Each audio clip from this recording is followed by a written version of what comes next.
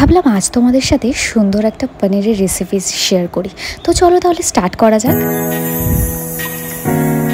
So hey everyone, welcome back to my channel Susmita's daily blog. আর যারা আমার ভিডিওটা ফার্স্ট টাইম দেখছো চ্যানেলটাকে সাবস্ক্রাইব করতে ভুলো না। ঘড়িতে দেখছো 11:20 বাজে, আর আমি তখন সকালবেলায় খাবার খাচ্ছিলাম। এখানে দেখছো কিছু ফ্রুটস নিয়ে নিয়েছি, আর তার সাথে খাচ্ছিলাম কিন্তু আমি ওটস। এটা আমি ডেলি খাই, আর সকালে না আমার খেতে একদমই ইচ্ছা করে না, যে কারণে আমি এরকম টুকটাক খাবারগুলোই খেয়ে নিই, যাতে কেউ আমাকে কমপ্লেন করতে পারবে না যে আমি সকালবেলা খাইনি। তো না খাওয়ার মতো একটু পাখির মতো আমি খেয়ে নিয়ে তারপর সেদিনকে মায়ের পাশে রান্না দেখবো বলে সবার ফার্স্ট মায়ের যে সবজিগুলো সেগুলো আমি কেটে দিচ্ছিলাম। এখানে দেখতে পারলে মা ফুলকপিটাকে একটু ভাপিয়ে নিচ্ছিল, আর এখানে যেটা বাড়ছে সেটা হচ্ছে চারমগজ, পোস্ত, আর তার সাথে কাজু বাদাম। আর এখানে আমি তার আগে আলুগুলো যেরকম পনিরের জন্য কাটে সেরকমভাবে কেটে নিচ্ছিলাম। আর এখান থেকে বাজার থেকে শুভ কিনে এনেছিল পনিরগুলো না ভীষণই টাটকা ছিল, তো তার জন্য কাটতে আমার একটু প্রবলেমই হচ্ছিল, বাট তাও আমি একদম ধীরে ধীরে আস্তে আস্তে কাটছিলাম। ভিডিওতে যেটা তোমরা বুঝতেই পারবে না, বাট হ্যাঁ আমি ভীষণই ধরে ধরে কাটছিলাম, কারণ বলা যায় না যদি ভেঙে যায়। আর এটাকে মা তো ভাজবে না বললো, সেই কারণে আমি আরও ধীরে ধীরে কাটছিলাম। তো এখানে আমাদের মতো আন্দাজ করে আমি পনির কেটেছিলাম, পুরো এক বাটি, একদম রসগোল্লার মতো বা কালাকাদের মতো লাগছে না। তারপর মা কড়াইতে কিছুটা তেল দিয়ে দিল, আর তারপর যে ভাপানো যে ফুলকপিগুলো সেগুলো কিন্তু তেলের মধ্যে দিয়ে দিল। আর ফুলকপিটা কিন্তু হালকা করে একটু ভেজে নেবে। ফুলকপির মধ্যে তোমরা চাইলে একটু হলুদ মাখিয়ে নিতে পারো, বাট মা সেটা স্কিপ করেছে। ফুলকপিগুলো ভাজা হয়ে গেছে, আর এদিকে মশলাটাও কিন্তু আমাদের বাটা হয়ে গেছিলো। তারপর কড়াইতে জিরে আর গরম মশলা ফোড়ন দিয়ে দিল। ঠিক আছে, তো আমাদের প্রত্যেক কটা রান্নাতে এরকম গোটা গরম মশলা কিন্তু ফোড়নে দেওয়া হয়, তারপরে ভীষণ সুন্দর একটা মিষ্টি স্মেল হয়। তারপর এখানে আলুগুলো আগে ভাজেনি, এর মধ্যে দিয়েই মা আলুগুলোকে ভেজে নিল। তো এখানে দেখছো আলুগুলোকে দেওয়া হয়েছে। এবার কিছুক্ষণ ধরে তোমরা আলুটাকে হালকা একটু ভেজে নেবে, যাতে আলুগুলো মানে গলে, না হলে আলুগুলো একদম কাঁচা থাকবে। তো তার জন্য আলুগুলো ভাজা হয়ে যাওয়ার পরে এর মধ্যে টমেটো কুচি দিয়ে দেওয়া হলো। এটা তোমরা স্বাদ মতো দিতে পারো, এখনকার টমেটো একটু টক আছে, তার জন্য আমরা ছোট্ট একটা টমেটো ইউজ করেছিলাম।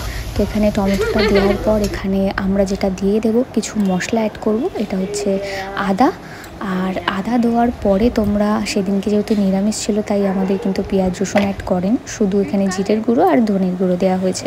আর তারপর কিন্তু এখানে যেটা দেওয়া হবে, তোমরা তোমাদের স্বাদ মতো যে কোনো লঙ্কা ইউজ করতে পারো। সেদিনকে কাঁচা লঙ্কা ছিল না, তার জন্য আমরা গুঁড়ো লঙ্কাটা অ্যাড করলাম। তো এগুলো সবগুলো দিয়ে ভালো করে তোমরা একটু কষিয়ে নেবে। আর হ্যাঁ, মেন কিন্তু যে কোনো রান্না তোমরা করো, আমি বলবো কষানোটা কিন্তু ভীষণ ইম্পর্টেন্ট, কারণ রান্নার স্বাদ কীরকম আসবে সেটা কিন্তু পুরোটাই ডিপেন্ডস করে তুমি কেমন করে কষাচ্ছ, কীরকম জালে তুমি সেটাকে মানে কষাচ্ছ।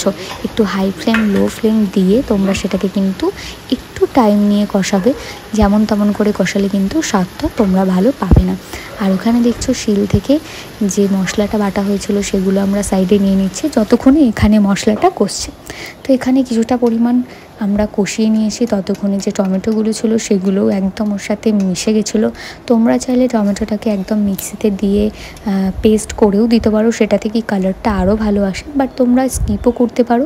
আবার যেখানে গুঁড়ো লঙ্কা সেখানে কাশ্মীরি লঙ্কাও দিতে পারো কালারের জন্য। এখানে তারপর যে বাটাটা রেখেছিলাম, বাদাম বাটা, চারমগজ বাটা, পোস্ত বাটা, সবটা তোমরা এর মধ্যে অ্যাড করে দেবে। দেওয়ার পর না ভীষণ সুন্দর একটা স্মেলও আসবে, আর কালারটাও ভীষণ সুন্দর আসবে।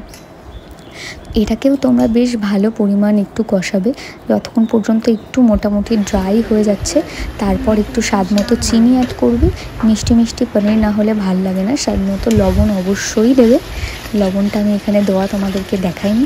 যাই হোক, তো এটা কিছুটা পরিমাণ তোমরা ভালো করে এটা কষিয়ে নেবে, যতক্ষণ না, এটা বললাম আগেই যে যতক্ষণ না পর্যন্ত একটু ড্রাই হয়, মানে যে বাদামের যে একটা কাঁচা কাঁচা একটা গন্ধ আছে বা চারমগজের, সেটা যতক্ষণ না পর্যন্ত যায় ততক্ষণ হালকা করে একটু কষিয়ে নেবে। আর ভালো করে কষানোর পরে তোমরা চাইলে এর মধ্যে জলও অ্যাড করতে পারো, বা চাইলে কেউ স্কিপও করতে পারো। কেউ যদি এরকম গ্রেভি চাও তো তারা গ্রেভিও খেতে পারো। তো তারপর এটা আমরা দেখতে পাচ্ছ একদম কিন্তু এটা মানে একদম একটা থকথকে ভাব চলে এসছে, মানে আর সেই ঝোলটা নেই। তো এর মধ্যে আমরা ফুলকপিটা অ্যাড করলাম।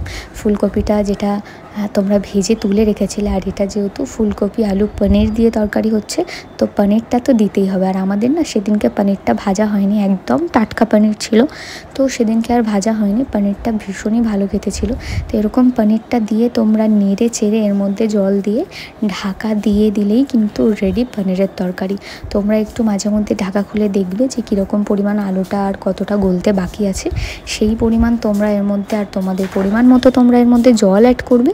জল অ্যাড করে জাস্ট গরম গরম ভাতের সাথে কিন্তু সার্ভ করবে। তোমাদের এই রেসিপিটা কেমন লাগলো, তোমরা পনির কিভাবে রান্না করলো, পারলে আমাকে কমেন্ট সেকশনে জানিও বা কিছু সাজেস্ট করো। দেখা হবে তোমাদের সাথে নেক্সট ভিডিওতে। আর হ্যাঁ, আমার কিন্তু চ্যানেলটাকে সাবস্ক্রাইব করতে ভুলো না, লাইক কমেন্টস কিন্তু শেয়ার করতে একদমই ভুলো না। তোমাদের ভিডিওটা কেমন লেগেছে অবশ্যই এটাও কমেন্ট সেকশনে জানাবে। আর সবাই খুব ভালো থেকো, সুস্থ থেকো। আশা করব তোমরা আমার চ্যানেলটাকে সাবস্ক্রাইব করেছো, আর আমার ভিডিও কেমন লাগছে সেটাও একটু জানিও। দেখা হবে তোমাদের সাথে নেক্সট ভিডিওতে। বাই।